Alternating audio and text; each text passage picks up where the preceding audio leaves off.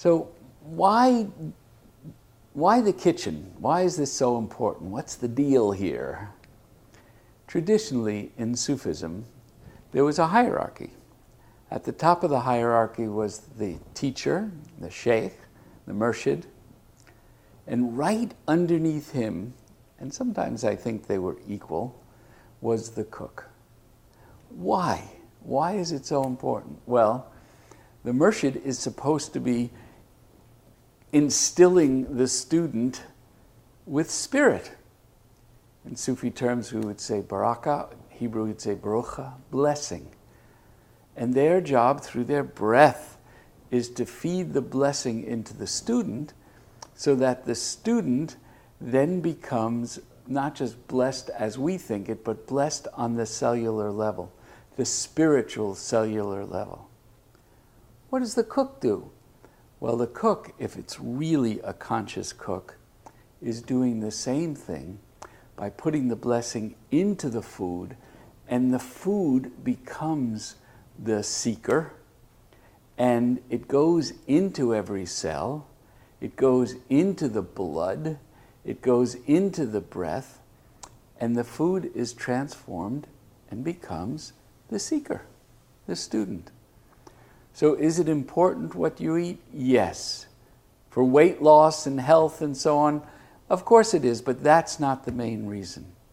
The main reason is because what we eat and the way it was prepared becomes us.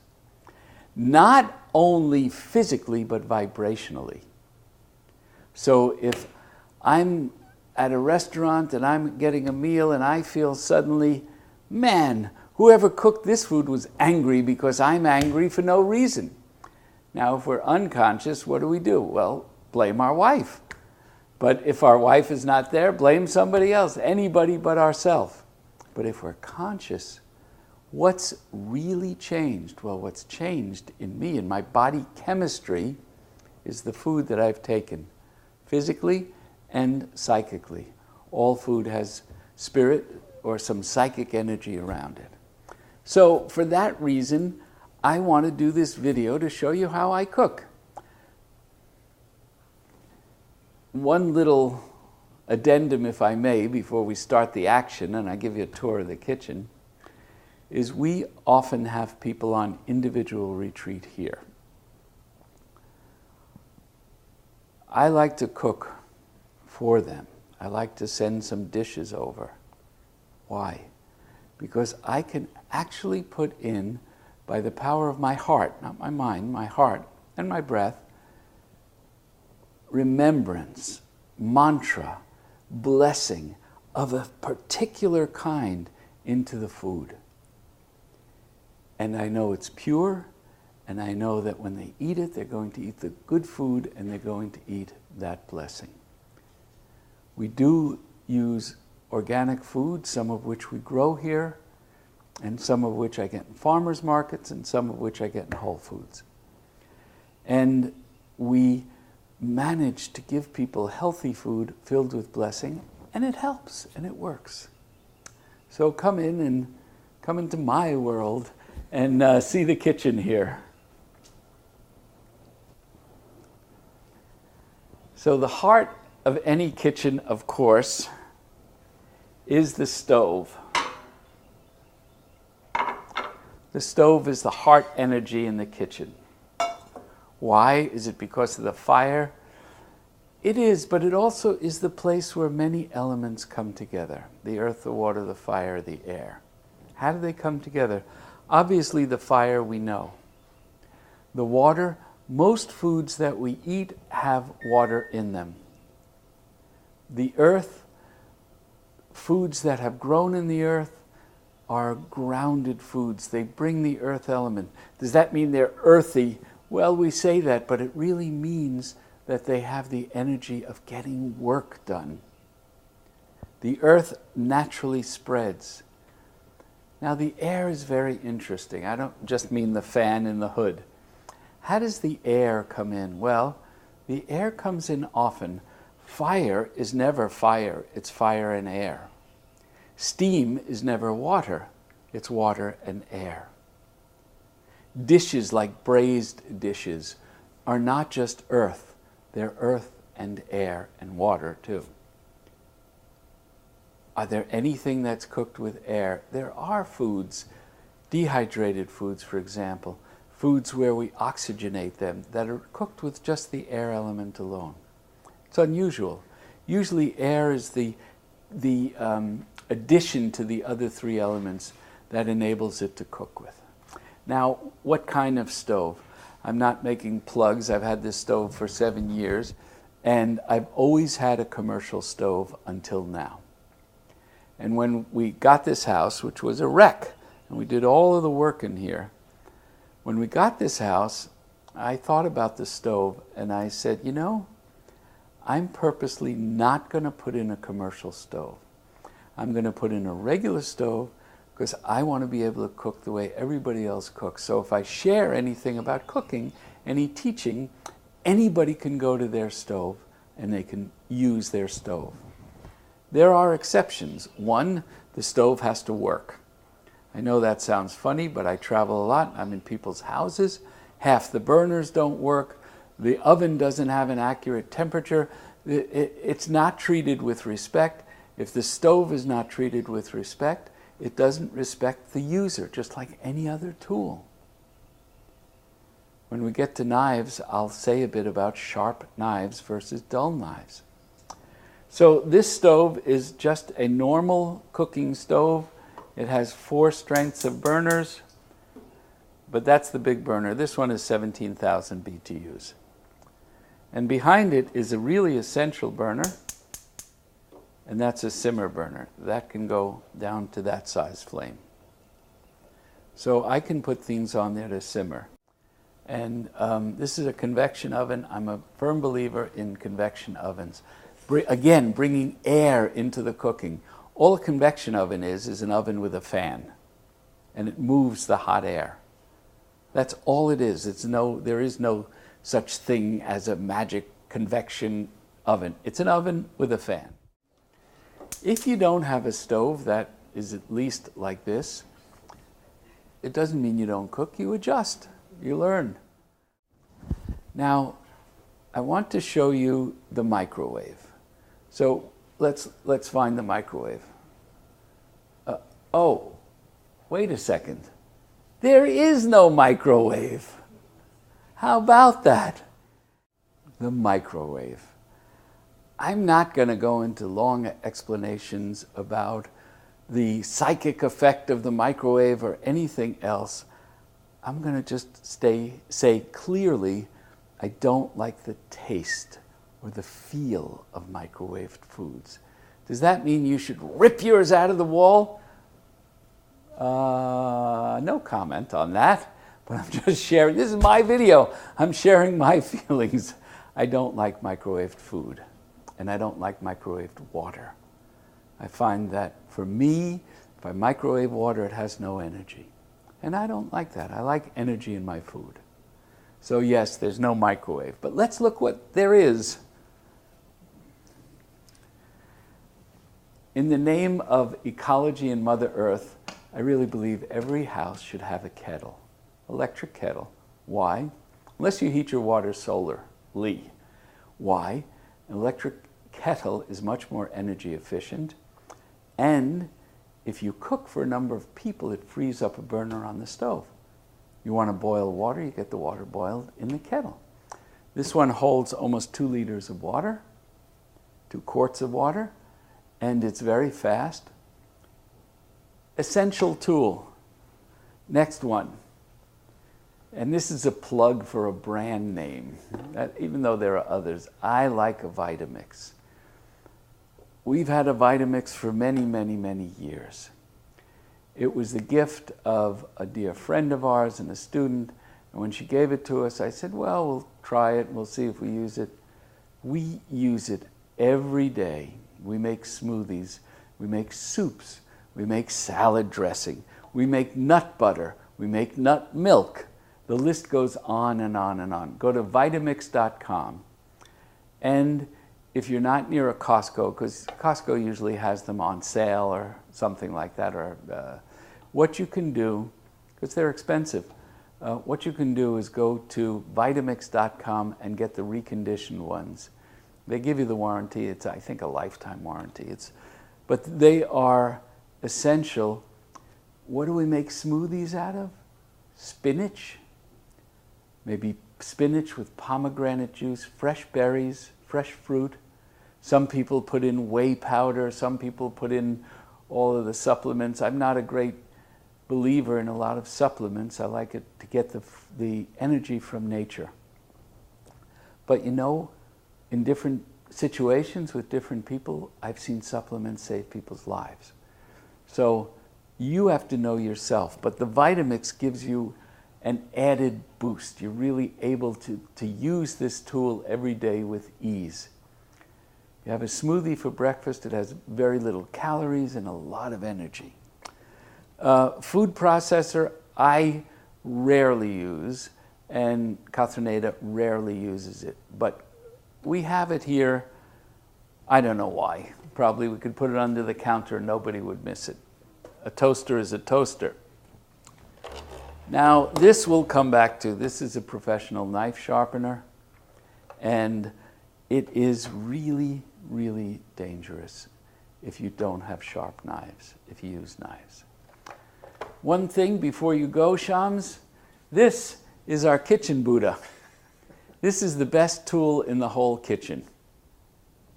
This makes everything work, and we always keep some fruit or food in front of our kitchen Buddha. It's not just a decoration, it's a reminder. Be still, be compassionate, be empty when you're cooking, focus. And the nice thing is, when you forget, kitchen Buddha is always smiling. So it's not like somebody's doing this. It's somebody smiling at you all the time with love and compassion and emptiness. And a little thing, I hadn't thought of it, but we always keep an amethyst crystal on our kitchen Buddha. Very nice healing energy. And if you follow me here, I hope we have these here now that I'm saying we do. Yes. We keep a crystal here. Nice, just to remind us to focus the energy, and a crystal cluster here. Do you have to do it? Of course not. Some people put crystals in their sink. I think it's great. I like crystals. I believe that the crystal formation is very healing, very focusing, very purifying. And this is an off the kitchen story, but we had one section of the house. It was about 2 feet wide by 2 feet wide. It was a corner. The only place in the house we ever experienced any mold.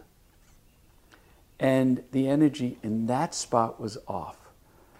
And we have a beautiful man who comes and works at our house from time to time and helps with the gardening and helps with our retreaters.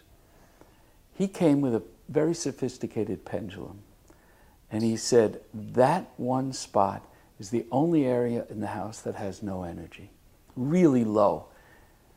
And he's good at what he does. He's a very pure guy. So I said, you know, I have this crystal that I keep next to my bed. I just keep it there. As I said, I like to have crystals around. I said, go bury this crystal with the point down in that spot. He did. He buried it with the point down. There he is. Come here, Matt. It worked really well. And it worked really well. Did you notice? I noticed it. I walk by every day and it feels totally different. That whole corner of the house. So there we are. Collaboration. Yeah. And Matt's entry was not rehearsed by us, just so you know. No. Dishwasher is a dishwasher. No comment. This I have a lot of comment on. This is a water ionizer, a water alkalizer. I don't know if there's any medical proof that alkaline water is healthier for you than acidic water. I really don't know. I saw an article by Dr. Andrew Weil, and he said, oh, it's a lot of bunk. All I know is I feel something when I take in alkaline water, and I feel something else when I drink acidic water. And the way this works, the water comes in from our tap. There's a little diverter valve here. Now the line is open into the sink. And there's a line out of the ionizer, out of the alkalizer. The line out goes into the sink and it produces acidic water. What comes out of here for cooking or into the drinking glass is water that's alkaline. And we check it. You know, I don't know what, quote, works and what doesn't work. I know what I like, what feels right, and what doesn't. What feels right to me, what feels right to Catherineda, that's what we do. What doesn't feel particularly right, we don't do it. We've had this for four years. We've never had any trouble with it, by the way. And we like it. It works. The one time it didn't work was when we said, oh, well, let's not always keep filling it up. Let's put some in a jug. We got a big jug and put it in. And it just wasn't the same thing. So Matt, the young guy who was here, tested it, and he found out after 10 hours or 12 hours, it reverts to acidic water. It loses that alkaline pH. Interesting. I don't know how or why. I don't know the science, but that was what our experience was. And you know, any real path is based upon experience. So that's all the tools except for the big boy behind Shams, which is our refrigerator. And we have another one in the garage. Why? Well, one reason, of course, is we have a lot of people as retreaters and a lot of guests come and so on. The other is, if you eat fresh foods instead of processed foods, it just takes more space. A little package of frozen whatever is a little package. This, let's say spinach. The same amount of spinach is a big box. It's convenient to have the frozen, but again, what we're seeking in food is energy. Energy. Not just fill my stomach. Energy. The other thing is, if you don't eat a lot of processed foods, you actually are controlling the food that goes into your body and becomes you. If you eat processed foods, they were under the control of somebody else, then they were under the control of a truck, then they were under the control of a store, then they were under the control of your car. You know, real whole foods, they go from the garden, if you have your own garden, to the kitchen. And then now there's a big movement to buy locally. It's great. Do I just buy locally? No. I have over here somewhere blood oranges from California. I know they're trucked and I know all of that, but you know what? I like blood oranges. So I consciously am making a decision. All right, I'm going to take this non-local blood orange and I'm going to enjoy it. But it's conscious. But I also go to the farmer's market twice a week here, sometimes 3 times a week. I buy from local gardens, and I have 2 gardens. Right now I have cucumbers. If I can, I picked one, might have gotten eaten already, so I can't show it to you. But probably on our plant right now, we probably have 30 or 40 cucumbers.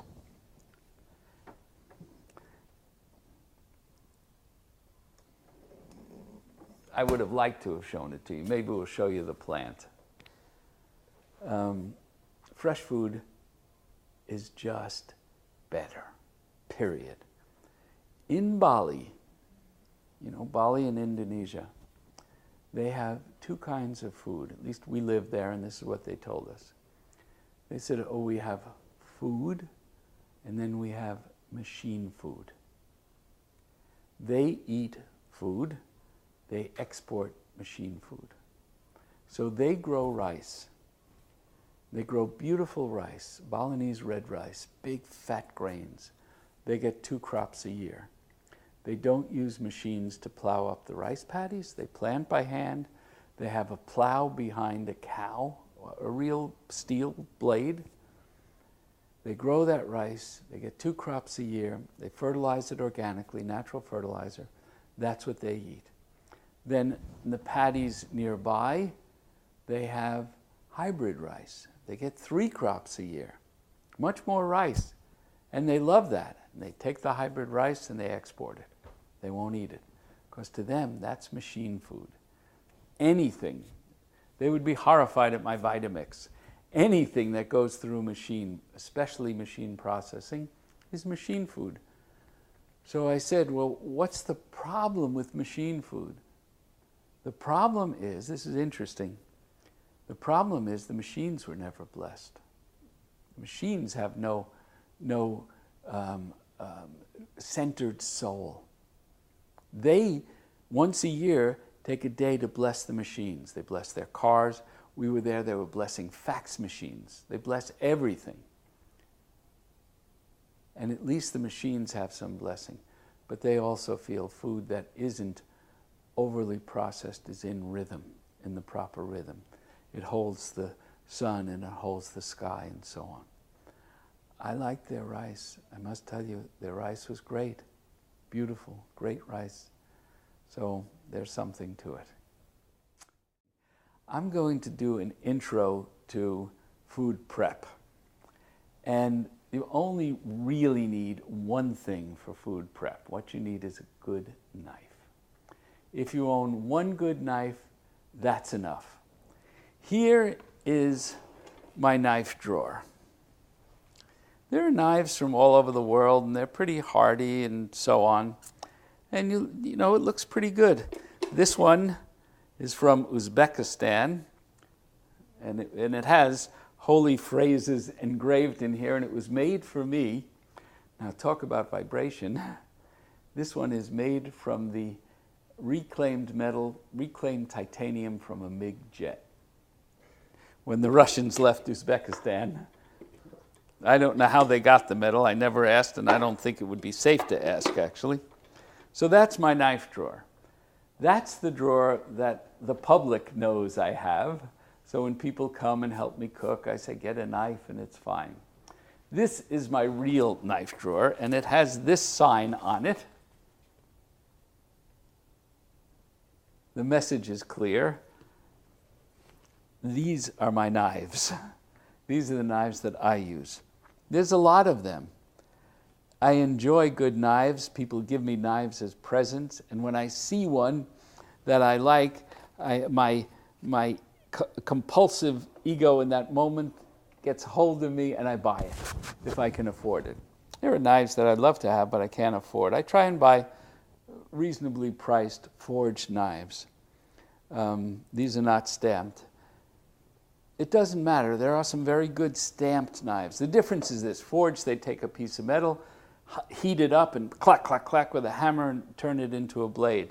Stamp, there's a big machine that comes down and goes boom and stamps out this blank. This is a stamped knife. Now, the stamped knives I have are from Victorinox, the Swiss Army manufacturer. I think they're the best stamped knives. But knives are critical, and we'll talk about them next time. It's very difficult to prepare food if your knife is not sharp, and it's very dangerous. I'll go over this again. Why is it dangerous? Because you go to cut the tomato and your knife is dull, and besides squishing the tomato, what it will sometimes do is slide off the food. If your hand is not in the proper position, you can cut yourself.